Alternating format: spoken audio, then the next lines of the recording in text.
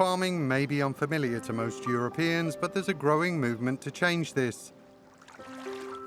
In 2012, in the southwest of the Netherlands, Dutch business consultant Rebecca Veering and American lawyer Jennifer Breton set out on a mission to make the food industry healthier and less wasteful. Affectionately, the country calls us the two ladies with the seaweed.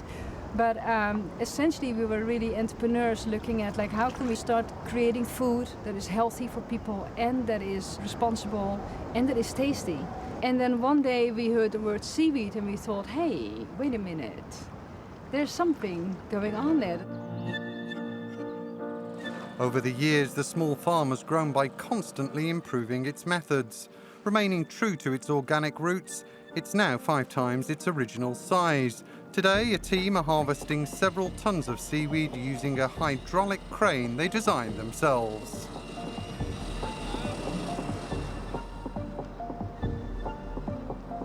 Seaweed farming is a growing industry. Global production of macroalgae surpasses 30 million tons a year. Almost all of that in Asia. European contribution to the global figure is less than 1%. And even that small fraction mostly comes not from farming, but from harvesting of wild stocks.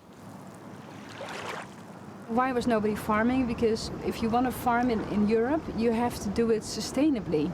You cannot just throw a lot of pesticides and bad stuff in the water. You need to do it really responsibly.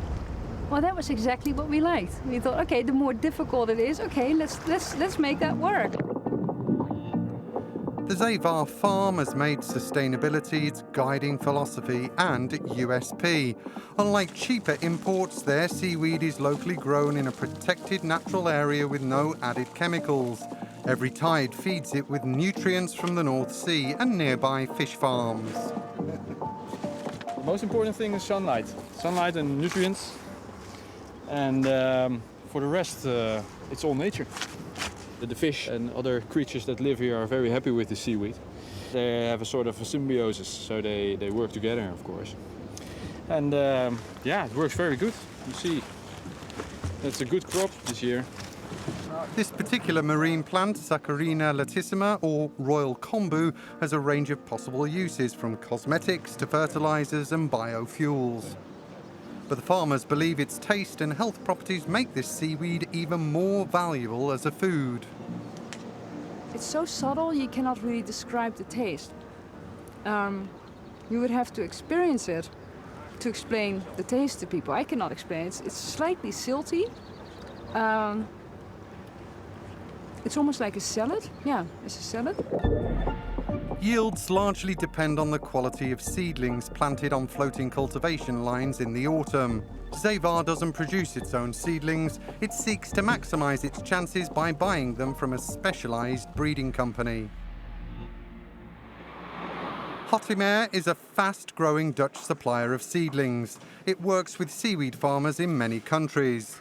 This fine-looking sample was sent by a client in Norway in order to reproduce the spores, which are perfectly adapted to local conditions. We propagate it here, we plan to breed it here, and then we send it to the Norwegian farmers, because in the coast of Norway is where seaweed grows ecologically very well. And from just a tiny little sample like this, we can grow kilometers of seaweed line in the future. The firm constantly experiments to improve the quality and range of its seaweed strains. To help farms improve efficiency, it produces seedlings on coils of thin thread that can be easily attached to cultivation lines. What we see here is we have a coil of seedlings, and what we do is we will paint this coil with gametophytes, and then over 3 weeks they will turn into baby seaweeds. And then over time, we will sell this to different customers, and they will outgrow this into larger seaweeds available for products, etc. With a growing range of reliable strains and improving offshore cultivation technologies, Hottimer expects Europe's seaweed production capacity to increase tenfold in the foreseeable future. The hope is that will lead to investment in this emerging sector. To be able to produce that much, there's a lot of investment needed. to go to mechanized systems. So we need support from governments on legislation, but also on funding. And we need the industry to give us more support. While regulation can make it difficult to obtain farming permits, seaweed growers are pinning their hopes on a new EU strategy called Farm to Fork. Part of Europe's new Green Deal, it aims to accelerate the economic transition to fair, healthy and environmentally friendly food systems. Seaweed doesn't sell its seaweed directly to consumers. Instead, it works with food manufacturers, providing them with dry flakes, which factories can easily use. Now it's dry. It's tough what we're doing.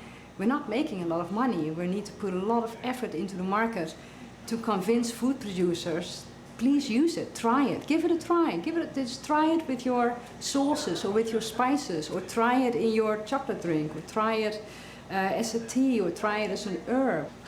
Demand is growing, but sometimes it does a little bit of this. Basically, it waves up like the ocean, but going up. So. This North Sea beach, an extremely popular tourist destination despite the chilly water, is located next to a pristine nature reserve and is just a few kilometres away from the seaweed farm.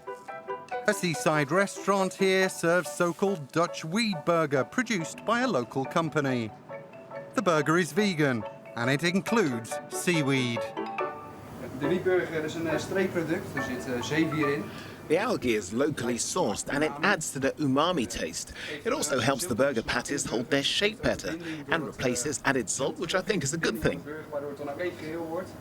With meat substitutes becoming increasingly popular, European consumers may soon become more familiar with the taste and nutritional benefits of seaweed, as well as the sustainable way it is grown. The texture is just like a normal burger. It's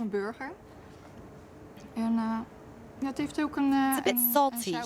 It does taste very good. It's vegan, and that's a growing trend. More and more people come here because they care about nature.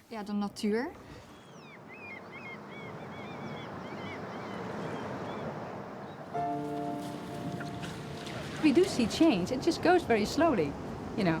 But I guarantee you, we'll talk again in 13 years from now. You know, I'll be old and grey, and then you'll come up and you'll have like packages of snacks of seaweed with you.